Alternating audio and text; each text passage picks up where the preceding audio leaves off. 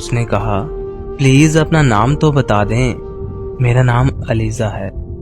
نام بتانے کے بعد علیزہ نے کال بند کر دی اور سوچنے لگی کہ میں اسے کیسے پسند آ سکتی ہوں، اور من ہی من میں خوش بھی ہو رہی تھی۔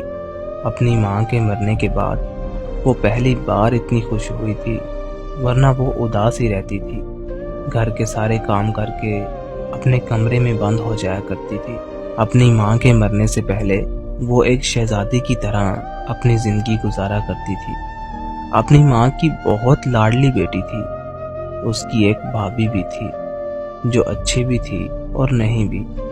اس کا باپ باہر کے ملک میں رہتا تھا اور سالوں کے بعد آیا کرتا تھا۔ اس کی بہنیں بھی تھیں اور سب کی شادی ہو چکی تھی، اور یہ گھر میں سب سے چھوٹی تھی۔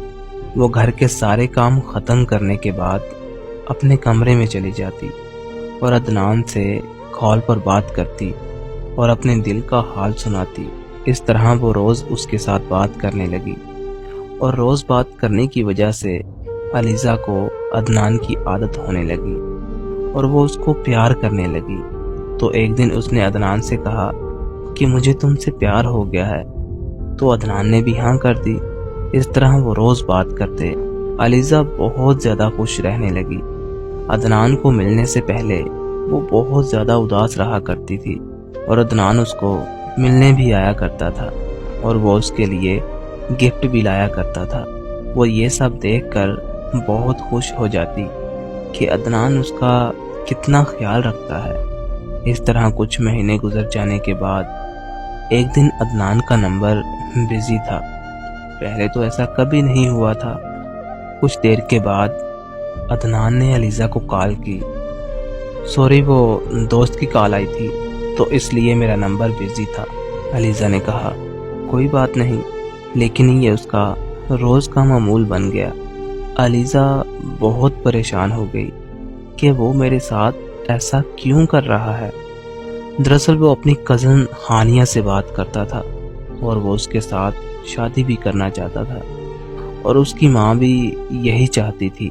تو ان دونوں کی منگنی کی تیاری ہونے لگی، لیکن علیزہ عدنان کو یاد کر کے کئی دنوں سے رو رہی تھی اور کھانا بھی نہیں کھا رہی تھی۔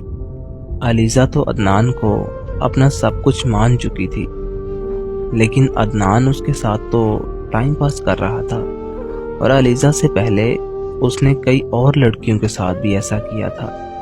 جب علیزہ کو پتا چلا کہ عدنان کی منگنی ہو گئی ہے تو وہ اندر سے بہت بری طرح ٹوٹ گئی۔ اسے جو ایک امید تھی کہ وہ اس کے ساتھ رہے گا، اسے پیار کرے گا اور اسے زندگی کی مشکلات سے نکالے گا، وہ سب ٹوٹ کر چکنا چور ہو گئی۔ اس نے اس کے سپنوں کو توڑ دیا، اس نے ان وعدوں کو توڑ دیا جو اس نے اس کے ساتھ کیے تھے۔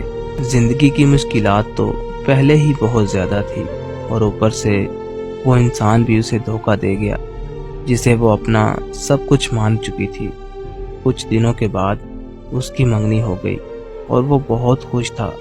اس کو ذرا بھی یاد نہیں تھا کہ اس نے کسی کا دل توڑا ہے، کیونکہ اس کا تو یہی کام تھا کہ لڑکیوں کو نمبر دینا اور پھر ان سے بات کرنا، اور پھر کچھ دنوں کے بعد ان کو چھوڑ دینا۔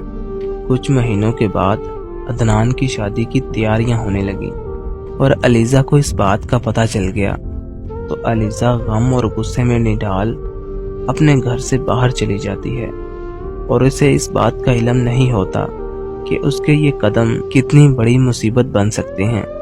وہ اس بات کو سوچے سمجھے بغیر عدنان کے گھر چلی جاتی ہے